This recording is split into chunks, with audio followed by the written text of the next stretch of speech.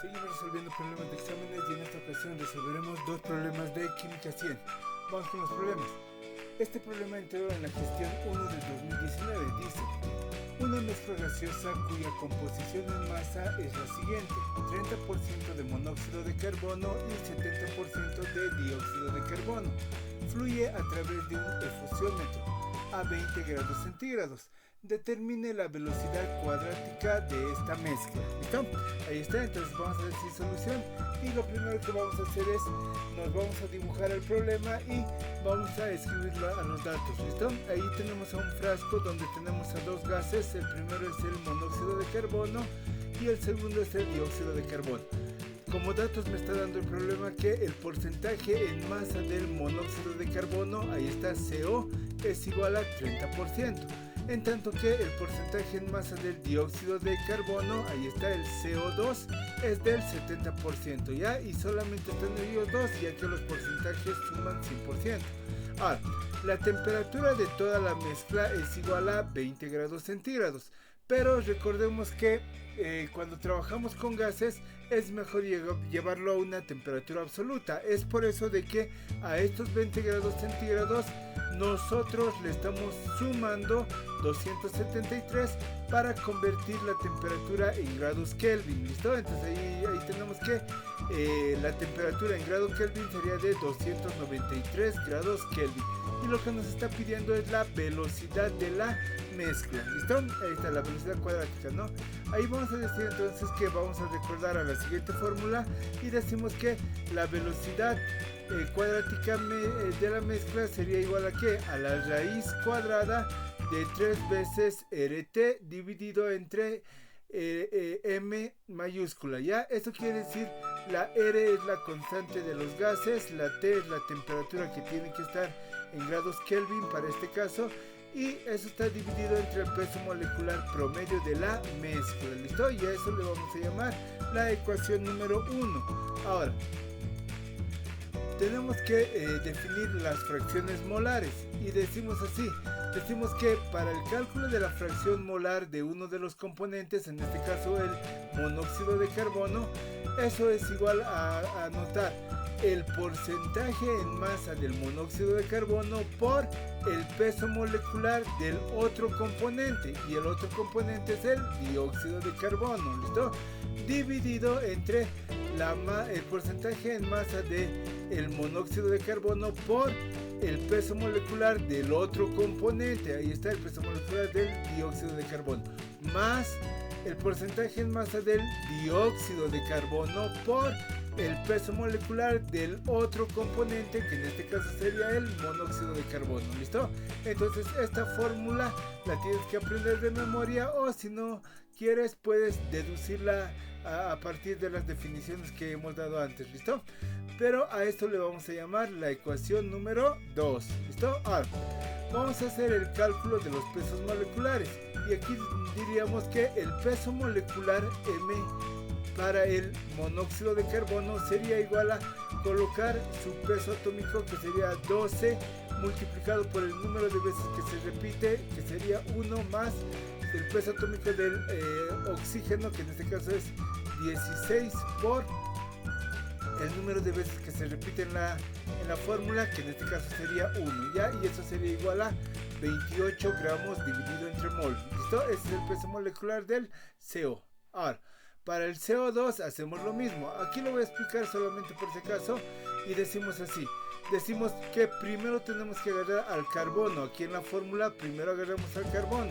Ahora decimos el peso atómico de este carbono es de 12, ya es de 12. Ahora, en esta fórmula el carbono se está repitiendo una sola vez. Es por eso que aquí se le multiplica por el número 1. Más, ahora nos vamos al oxígeno. El peso atómico del oxígeno es 16. Ahí está, entonces está ahí 16 con rojo. Pero en esta fórmula el oxígeno en esta ocasión está apareciendo dos veces. Es por eso de que al 16 se le multiplica por 2. Y eso se lo mete a la calculadora y el resultado te da 44 gramos dividido entre mol. ¿Listo? Ahora, solo por si acaso, estos pesos atómicos, el 12 y el 16, que son del carbono y del oxígeno, eso te lo da el examen en la parte final, ¿ya? no es necesario aprenderse de memoria. ¿Listo? Ahí está. Entonces ya tenemos a los pesos moleculares y eso lo reemplazamos en la ecuación 2.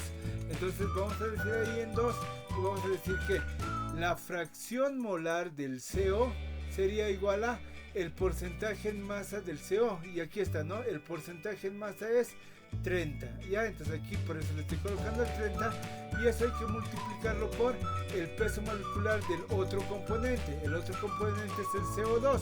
Entonces ahí está, ¿no? El peso molecular del CO2 que es 44. Ahí está, multiplicado por 44. Todo eso está siendo dividido entre la fracción molar del CO, que en este caso es 30, el peso molecular del otro componente, que en este caso es 44, y eso hay que sumarlo con el porcentaje en masa del CO2, que en este caso es 70. Ahí está 70, entonces ahí le coloco 70 por el peso molecular del otro componente, que en este caso sería el CO, y el peso molecular del CO es 28. Ahí está, por 28. ¿Listo? Entonces eso lo metes a tu calculadora y el resultado que te da es que la fracción molar del CO es igual a 0,402. ¿Listo? Ahora, solo por si acaso tienes que recordarte de que cuando calculas la fracción molar, el resultado que vas a obtener tiene que ser menor a 1. ¿Listo? Y otra cosa es que la fracción molar es adimensional, o sea que no tiene dimensiones. ¿Listo? Ahí está. Y ahora hacemos para el CO2. Para el CO2 podríamos usar la misma fórmula y usar el mismo procedimiento, o podríamos recordarnos que cuando tenemos una mezcla y sumamos a todas las fracciones molares, a todas, el resultado da 1, ¿no ve? Entonces ahí está. De la suma de las fracciones molares, que es igual a 1, despejas la fracción molar del CO2 y eso sería igual a 1 menos la fracción molar del CO. ¿Listo? Ahí está. Entonces simplemente anotar los datos y dices que la fracción molar del CO2 sería igual a 1 menos 0,402 y el resultado va a ser 0,597. ¿Listo? Como te había dicho, es que este valor sí o sí tiene que ser menor a 1 y no tiene unidades. ¿Listo? Ahí estamos. Entonces vamos a seguir y ahora decimos que tenemos que calcular el peso molecular promedio de la mezcla, ¿ya? Y la fórmula nos indica de que el peso molecular de una mezcla es igual a la fracción molar del primer componente multiplicado por el peso molecular de ese mismo componente sumado con la fracción molar de otro componente multiplicado por el peso molecular del otro componente, ¿ya? Y si tuviéramos más sustancias esto seguiría. Ya, pero en este caso ahí no va a ser quedar. Entonces vamos a reemplazar los datos y ahí decimos que la fracción molar del CO sería igual a 0,402 multiplicado por su peso molecular, que es 28 gramos dividido entre mol. A eso hay que sumarle la fracción molar del CO2, que es 0,597 y eso se multiplica por su peso molecular, que es 44 gramos mol, ¿ya? Y cuando metes todo eso a la calculadora, el resultado que te da es de 37,524 gramos mol. Ese es el peso molecular de la mezcla, ¿listo? Ahora, lo malo es que este valor está en gramos y nosotros no necesitamos gramos, necesitamos que esté en kilogramos, ¿ya? Entonces ahí lo vamos a llevar el peso molecular a kilogramos mol y ahí está nuestro cálculo. Decimos que el peso molecular de la mezcla sería igual a 37,524 gramos dividido entre mol, ¿no ves? Y aquí usamos el factor de conversión que ya lo sabemos, que tenemos que saber de memoria, y decimos que decir 1000 gramos es lo mismo a decir 1 kilogramo, ¿listo? Y de aquí que gramo de arriba se anula con gramo de abajo y lo que me quedaría sería kilogramo dividido entre mol. Entonces ahí está el valor metido en la calculadora, que es de 0,037524 kilogramos dividido entre mol. ¿Listo? Ahí está.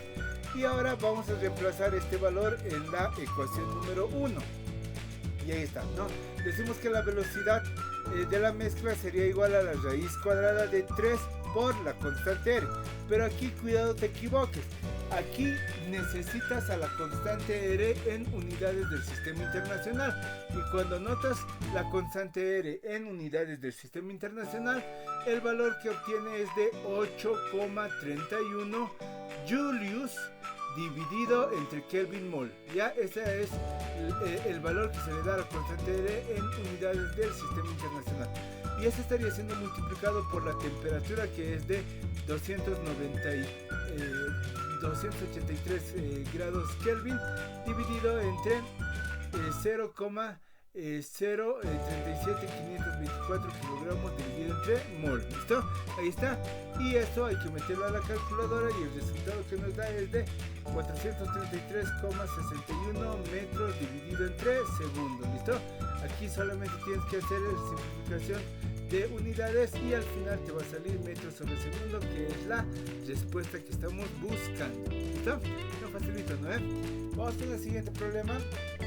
El siguiente problema entró a la facultad en la gestión 2 del 2017 y dice: calcular el volumen que ocupa un mol de CO a 200 grados Kelvin y 1000 bares usando la ecuación de Van der Waals.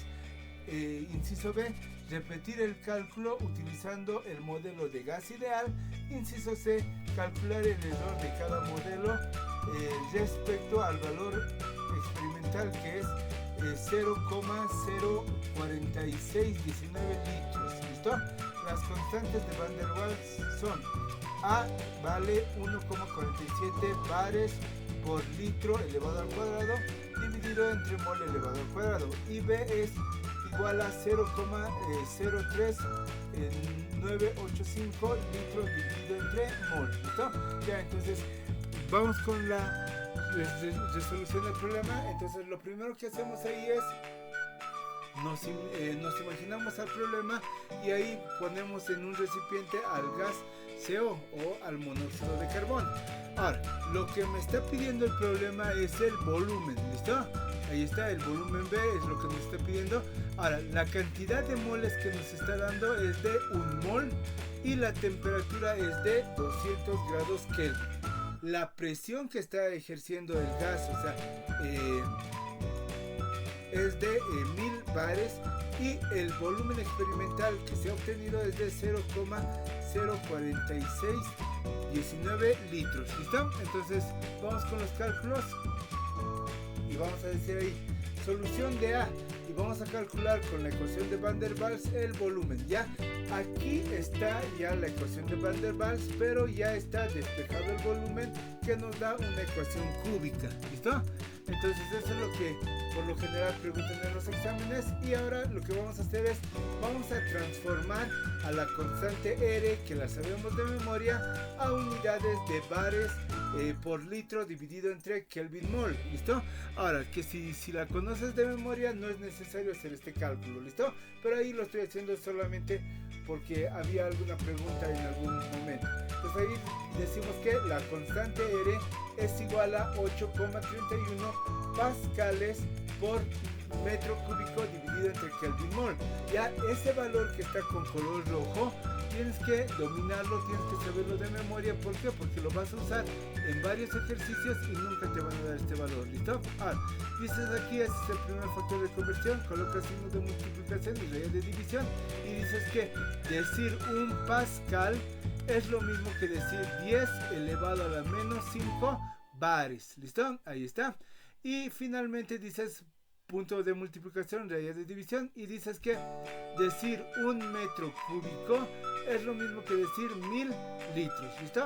Esto lo colocas a la calculadora y el valor que te va a dar es este: 0,0831 bares por litro dividido entre Kelvin mol. ¿Listo? Ahora, estos bares y estos litros se van a usar, ¿por qué? Porque las constantes A y B nos están dando en bares y en litros. Esa es la razón. Para el examen tienes que conocer bien el factor de conversión de bares, ya que entra en varios ejercicios. ¿Listo? Ahora, esto lo vamos a reemplazar en nuestra ecuación aquí despejada y decimos, ¿no?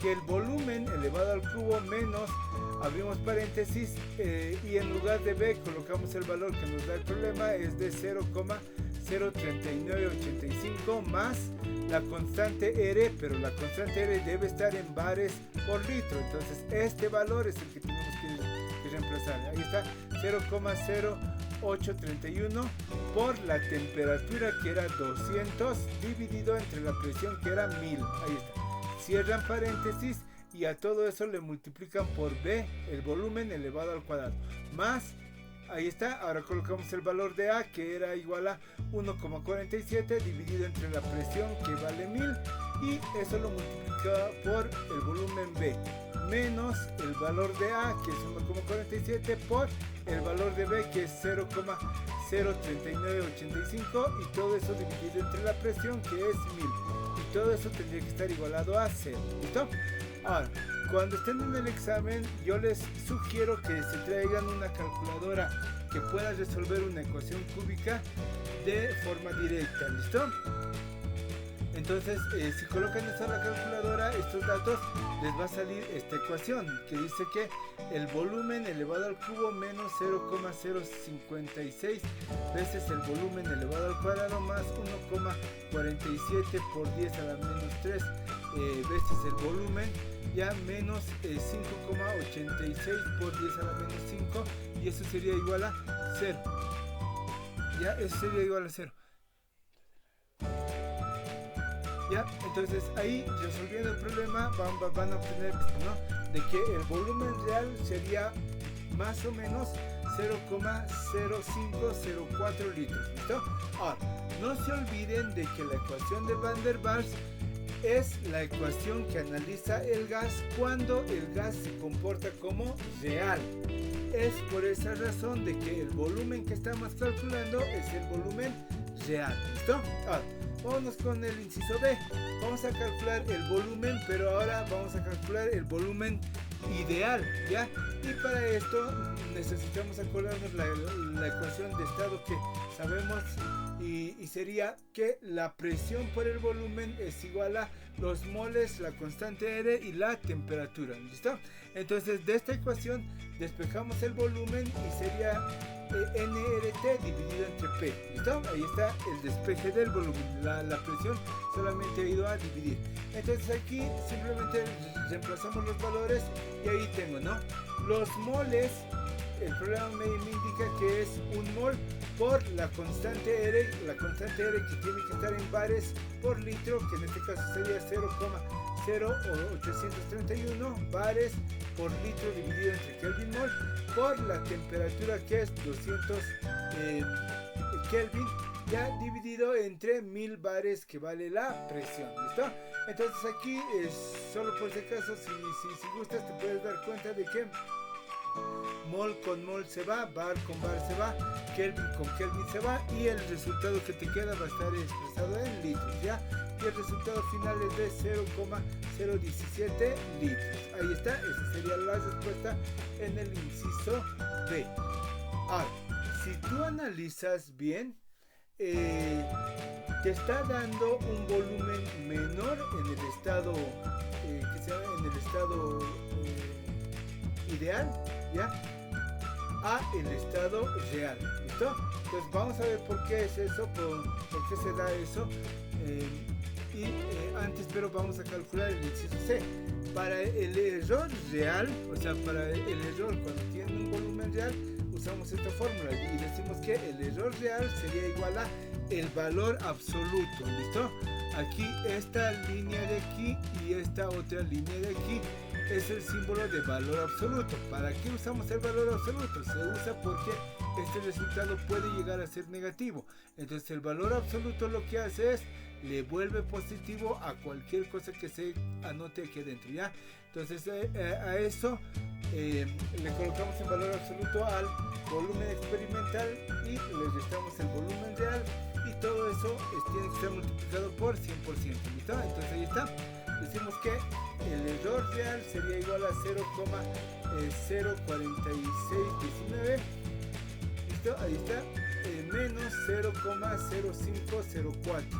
Eso en valor absoluto y multiplicado por 100%. Entonces el error real sería igual a 0,421%. ¿Listo? Y esa sería nuestra respuesta para el inciso C. Pero tenemos que hacer lo mismo, pero usando ahora el volumen ideal. Entonces decimos ahí que el error ideal va a ser igual al valor absoluto del volumen experimental menos el volumen ideal, y todo eso en valor absoluto y multiplicado por 100%. ¿Listo? Entonces ahí hacemos el reemplazo. Tenemos el valor absoluto de 0,04619 menos 0,017 y todo eso multiplicado por 100%, y ahí tenemos el error. El error es del 2,92%. ¿Listo? Si te das cuenta, el error ideal es mayor que el error real. ¿Por qué? Porque cuando usamos la ecuación de estado ideal, ya esta ecuación que está aquí arriba, no estamos tomando en consideración varias cosas. ¿Listo? Por ejemplo, el volumen de cada molécula o la presión real que hace en el gas. Entonces no se está usando esas consideraciones, y es por eso de que el error es grande, es de aquí de 2,92%. Pero cuando utilizas la ecuación de Van der Waals, aquí está, esta ecuación de Van der Waals sí considera varias cosas, y es por eso que tiene a estas constantes A y B como la corrección de esas cosas que está analizando. Es por eso de que cuando utilizas esta ecuación, el error se hace más pequeño. ¿Listo? Entonces no te olvides de suscribirte y compartir, y sigamos creciendo.